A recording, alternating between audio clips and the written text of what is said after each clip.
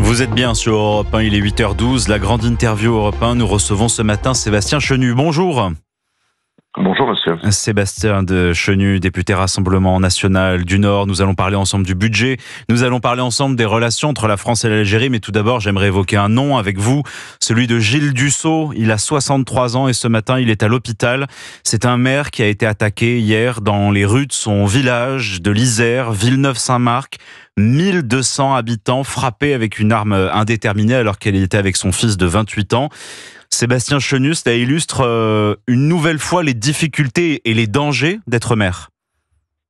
Oui, bien entendu, comment ne pas penser à ce maire? Cela fait écho aux agressions de nombreux maires. Dans ma circonscription, je me souviens du maire de Main, Philippe Baudrin, agressé alors qu'il demandait à des gens du voyage de quitter le domaine public, reçu ensuite par Emmanuel Macron, et puis plus rien. Parce qu'à chaque fois, c'est toujours le retour au point de départ. On déplore, on reçoit, le gouvernement déplore, reçoit les élus locaux, et puis il ne se passe rien.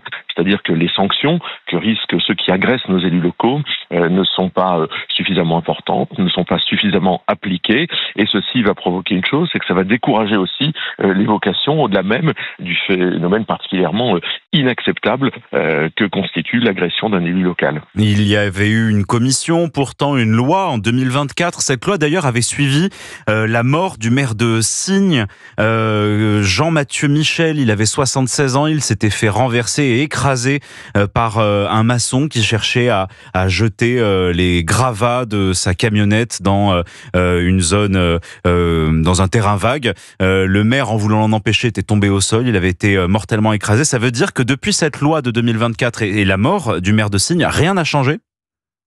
Non, rien n'a changé, mais c'est de toute façon toujours la même chose.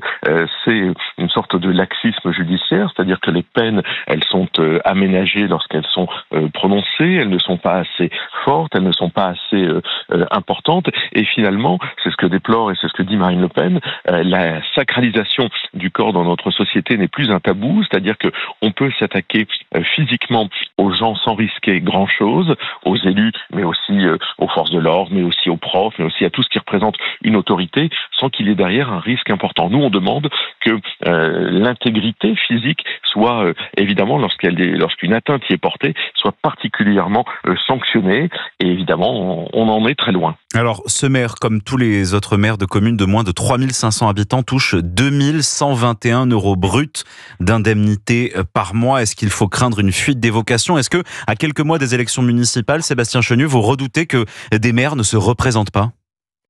Oui, alors là, c'est un autre sujet. J'allais dire, il y a en parallèle le statut de l'élu local. Nos élus locaux sont mal payés. Les maires, les adjoints, les conseillers municipaux sont quasiment bénévoles. C'est le cas en tous les cas des conseillers municipaux lorsqu'ils n'ont pas de délégation. Les adjoints ont des toutes petites indemnités. Ce sont souvent des hommes, des femmes qui se dévouent pour la cause publique dans leur commune. Donc le statut d'élu local qu'on attend aussi depuis longtemps, ce qui veut dire derrière aussi le coût de la démocratie. La démocratie, ça a un coût. Ça doit être un débat public qu'on doit pouvoir évidemment trancher. Mais de l'autre côté, en miroir, j'allais dire, d'une meilleure rémunération, il faut assurer aussi une protection à ces élus locaux ou nationaux. Vous savez, nous, députés du Rassemblement National, on déplore régulièrement des atteintes sur nos permanences, on nous les tague, on nous insulte, etc. On doit protéger les élus dans notre pays, on doit leur donner un statut pour continuer à faire vivre la démocratie. Et nous pensons ce matin à Gilles Dussault, toujours hospitalisé. Nous lui souhaitons un bon rétablissement. Sébastien Chenu, Emmanuel